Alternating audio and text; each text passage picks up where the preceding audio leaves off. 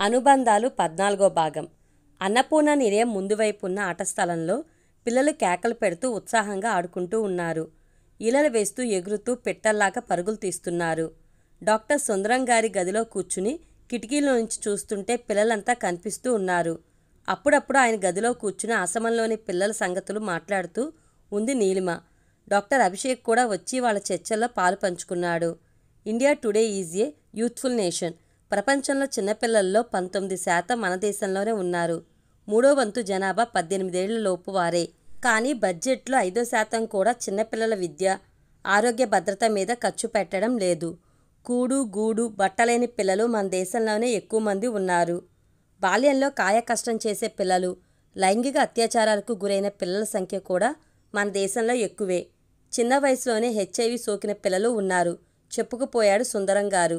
ప్రభుత్వం నిర్వహించే social welfare hostels, ఆర్ఫనైజుల నుంచి పిల్లలు పారిపోయే ప్రయత్నం చేస్తూ ఉంటారెందుకండి?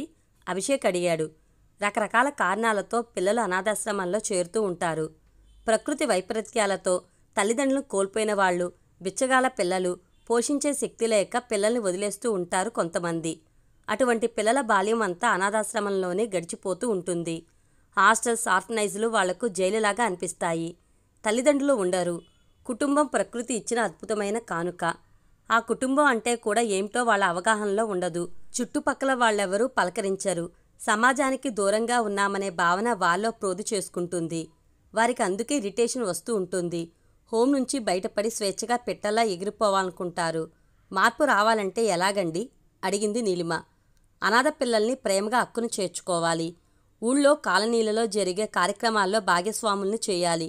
మానసిక వికాసానికి కల్చరల్ యాక్టివిటీస్ నిర్వహించాలి. విహారయాత్రలకు తీసుకువెళ్ళాలి. ముఖ్యంగా పిల్లల మీద లైంగిక అత్యాచారాలు జరగకుండా చూడాలి. మన పిల్లల్లాగా వాళ్ళని ఆదరిస్తే భావి భారత భాగ్య విధాతలవుతారు. ప్రేమ వాత్సల్యం చూపిస్తే ఆకాశంలో హరివిల్లు విరిసినప్పుడు అది మాదేనని ఆనందిస్తారు. సుందరం గారు లైంగిక అత్యాచారం అనగానే సరిత సంగతి గుర్తుకు వచ్చింది నీలిమకు. భద్రయ్య చేసిన దారుణం పోసుగుచ్చినట్లు చెప్పింది నీలిమ. నీలిమ వెళ్ళిపోయాక అభిషేక్కి ఓ సలహా ఇచ్చాడు సుందరం. ఆ అమ్మాయిని జీవిత భాగ్యస్వామిగా ఎంచుకున్నావు. నువ్వు చాలా జాగ్రత్తగా హ్యాండిల్ చేయాలయ్యా. ఆ పిల్ల సైకలాజికల్గా అప్సెట్ అయి ఉంటుంది. బయటకు శాంతంగా ఉన్నట్లు కనిపిస్తారు కానీ అగ్నిపర్వతాల్లా ఉంటారు. ఎప్పుడు ఎక్స్పోజ్ అవుతారో తెలియదు. ఆ అమ్మాయి ఇష్టానికి వ్యతిరేకంగా ఏ పని చెయ్యొద్దు. శృంగారానికి ఆమెను మానసికంగా సిద్ధం అయ్యే వరకు తొందరపడొద్దు అన్నాడు సుందరం. ఎంత సున్నితంగా ఆ విషయాన్ని స్పృశించి పరిష్కార మార్గాన్ని చూపించాడు పెద్దాయన అనుకున్నాడు అభిషేక్. మీరే దగ్గరుండి మా పెళ్లి జరిపించాలి సార్ అన్నాడు అభిషేక్. హాస్పిటల్కి అవసరమైన వైద్య పరికరాలు కొనడానికి హైదరాబాద్ వెళ్ళాడు అభిషేక్. నాంపల్లి దగ్గర కారు దిగి రోడ్డుకు అవతల వైపుకు వెళ్తుంటే మోటార్ సైకిల్ తగిలి కింద పడ్డాడు. సడన్గా అతను రోడ్డు మీద పడటం ఊహించని ఓ ఆటో అటువైపే వచ్చి అతన్నే గుద్దింది. మోటార్ సైకిల్ ఆటోల మధ్య అభిషేక్ బాడీ క్రష్ అయింది. ఒంటి నిండా గాయాలతో రోడ్డు మీద పడి ఉంటే ఎవరో 108 అంబులెన్స్కి ఫోన్ చేశారు. అపోలో హాస్పిటల్లో చేర్చారు. అతని జేబులో ఉన్న కాగితాల మీద ఉన్న అడ్రస్లు చూసి డాక్టర్ సుందరం గారికి, అతని తల్లి తులసమ్మకు ఫోన్ చేశారు హాస్పిటల్ సిబ్బంది. అభిషేక్కి యాక్సిడెంట్ అయ్యిందని తెలిసి కంగారు పడుతూ సుందరం గారి దగ్గరికి వెళ్ళింది సరిత. బాగా దెబ్బలు తగిలాయట. కాళ్ళు చేతులు ఎదురు రొమ్ముకు బాగా గాయాలయ్యాయట. స్పృహలో లేడట. నాకు 80 ఏళ్లు, ప్రయాణం చేసే పరిస్థితిలో లేను అన్నాడు సుందరం. అభిషేక్ను చూడాలని ఆమె ప్రాణం తహతహలాడుతూ ఉంది. నాకు 1000 రూపాయలు సర్దండి డాక్టర్. హైదరాబాద్ వెళ్ళి అభిషేక్ గారిని చూడాలి నేను అంది సరిత. హైదరాబాద్ నువ్వు ఒక్కదానివి ఎలా వెళ్తావు? నీలిమని తీసుకువెళ్ళు అన్నాడాయన. సరితతో పాటు నీలిమ కూడా హైదరాబాద్ బస్సులో బయలుదేరింది. అభిషేక్ను చూడాలనే సరిత పడుతున్న ఆరాటం తపన చూసి జాలిపడింది నీలిమ. అభిషేక్ గారికి ఏమీ కాదు కదక్క, ప్రాణాలతో బయటపడతారు కదా. నేను దురదృష్ట జాతకురాల్ని. నన్ను పెళ్లి చేసుకోవాలనుకున్నారు. అందుకే ఆయన ప్రాణం మీదకు తెచ్చుకున్నారు. ఆయన కోలుకుంటే చాలు, నేను దూరంగా వెళ్ళిపోతా. నీలిమ భుజం మీద తలవాల్చి వెక్కి వెక్కి ఏడుస్తూ అంది సరిత.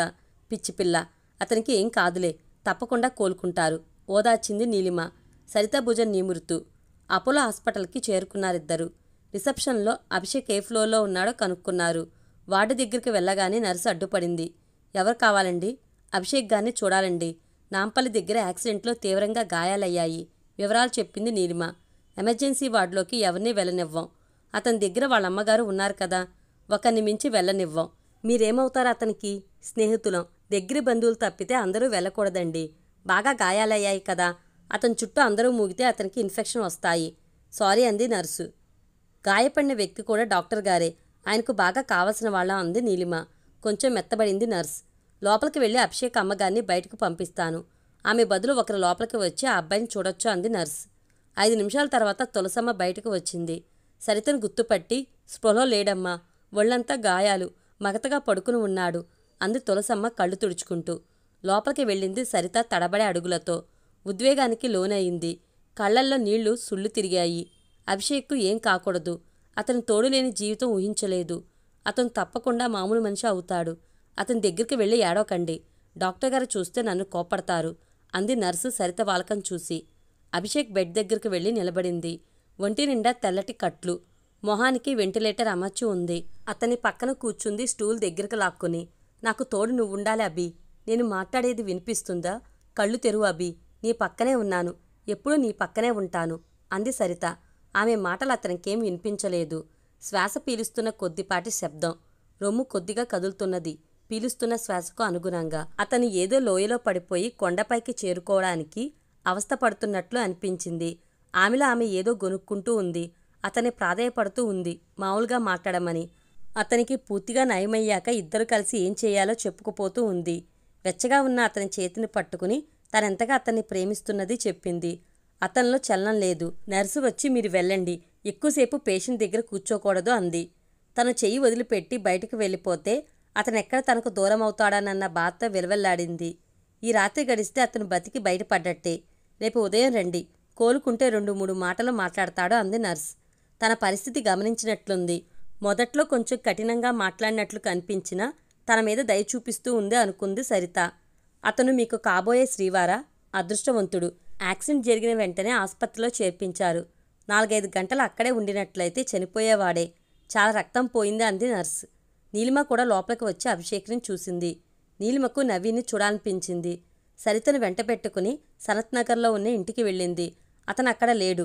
ఆ ఇల్లు అమ్మేసుకున్నాడట. పాత ఇంటికి వెళ్ళింది. కాంతారావు ఇల్లు అది. ఆ ఇంట్లోనే 5 సంవత్సరాలు ఉన్నారు పెళ్ళయ్యాక. కొత్త కాపురం అక్కడే సాగింది. ఆనాటి మధురిమలు నీలిమను వెంటాడాయి. ఆ పక్క ఇంట్లోనే సరిత ఉండేది. పాత జ్ఞాపకాలు సరితను భయపెట్టాయి. అక్కడ కూడా నవీన్ లేడు. అతని అడ్రస్ ఎవరూ చెప్పలేదు. ఇక్కడి నుంచి వెళ్ళిపోదాం అక్క, ముళ్ల మీద నిలబడినట్లు ఉంది అంది సరిత. అతని సెల్ఫోన్ నెంబరు పాతది నీలిమ దగ్గర ఉంది. ఆ నెంబర్కి ఫోన్ చేస్తే నెంబర్ నాట్ ఇన్ యూజ్ అని మెసేజ్ వచ్చింది. రత్నాదేవి ఇంటికి వెళ్ళింది. ఆమె రిషికేశ్ వెళ్ళిపోవడంతో నవీన్ ఎక్కడ ఉండేది ఎవరూ చెప్పలేకపోయారు. 2 రోజులు అవస్థపడి తిరిగినా అతని ఆచూకీ దొరకలేదు. నవీన్ కనిపించకపోవడంతో నిరాశ నిస్పృహలకు లోనైంది నీలిమ. తిరిగి మన ఊరికి వెళ్ళిపోదాం అంది సరితతో. నేను రానక్క, తులసమ్మ గారి బంధువులు ఆసుపత్రికి దగ్గరలో ఉన్నారు. వాళ్ళింట్లో ఉంటాను. అభిషేక్కి పూర్తిగా తగ్గాక ఇద్దరం కలిసి తిరిగొస్తాం. అప్పటి వరకు ఇక్కడే ఉంటాను అంది సరిత. డాక్టర్ సుందరం గారు ఏమంటారు? ఆయనకు ఓ మాట చెప్పి మళ్ళీ ఇక్కడకు వద్దుగాన్లే అంది నీలిమ. రానక్క, ఆశ్రమంలో మళ్ళీ చోటు ఇవ్వకపోయినా పర్వాలేదు. అభిషేక్ని వదిలి ఎక్కడికి వెళ్ళను అంది దృఢ నిశ్చయంతో. అభిషేక్ మీద అంత ప్రేమ ఉన్నదానివి అతనితో వారం రోజులు మాట్లాడకుండా మూతి ఎందుకు బిగించుకున్నావు అడిగింది నీలిమ. నవీన్ గారిని వదిలి మాటా పలుకు లేకుండా 8 ఏళ్ళు ఎలా ఉండగలిగావక్క? ఇప్పుడేమో హైదరాబాద్లో ఆయన కనిపించకపోయేసరికి నానా హైరానా పడిపోతున్నావు ముసిముసి నవ్వులు నవ్వుతూ అంది. దిగులుగా సరిత వైపు చూసింది నీలిమ. ఎంతో ధైర్యంగా ఉంటావు. అంత బేలతనం ఎలా వచ్చిందక్క నీలో? చీకట్లో ఉన్న తనకు రత్నాదేవి వెలుగుదారి చూపించింది. మొండితనంతో బ్రతుకుని మోడు చేసుకోవద్దని చెప్పిందామె. ఆలోచనలో కొత్త చిగురు వస్తూ ఉంది. నవీన్ ఆసరా తనకు కావాలి. అతను చూడకుండా తను ఉండలేదు. కానీ అతని అడ్రస్, ఫోన్ నెంబర్ తెలియదు తనకు. ఎక్కడ పనిచేస్తున్నాడో తెలియదు, ఎక్కడున్నాడో తెలియదు. తిరుగు ప్రయాణానికి సిద్ధపడింది నీలిమ. తులసమ్మ ఎక్కువ సమయం హాస్పిటల్లో ఉండలేకపోతూ ఉంది. హాస్పిటల్ వాసన ఆమెకు పడటం లేదు. అప్పుడప్పుడు వెళ్ళి కొడుకుని చూసి బంధువుల ఇంటికి వచ్చేస్తూ ఉంది. సరిత రాత్రింబవళ్ళు అభిషేక్ బెడ్ పక్కనే ఉంటూ ఉంది. స్నానం చేయడానికి మాత్రం తులసమ్మ బంధువుల ఇంటికి వస్తూ ఉంది. స్నానం చేసి ఇంటి ముందు పూల మొక్కల దగ్గర నిలబడి జుట్టు ఆరబెట్టుకుంటూ ఉంది సరిత. సరిత దగ్గరికి వచ్చి నిలబడింది తులసమ్మ. అబ్బాయి కోలుకుంటాడా తల్లి అడిగింది తులసమ్మ. తులసమ్మ వైపు అన్యాయంగా చూసింది సరిత. మీరేం కంగారు పడకండి, తప్పకుండా కోలుకుంటారు. ఆ నమ్మకం నాకుందే అంది సరిత. ఏమోనమ్మా, వారం రోజుల నుంచి మాటా పలుకు లేకుండా కదలకుండా కట్టెలా పడి ఉన్నాడు. నాకేదో భయంగా ఉంది అంది ఏడ్చేస్తూ. తులసమ్మను సముదాయించింది. అప్పుడప్పుడు కళ్ళు తెరిచి చూస్తూ ఉన్నారు.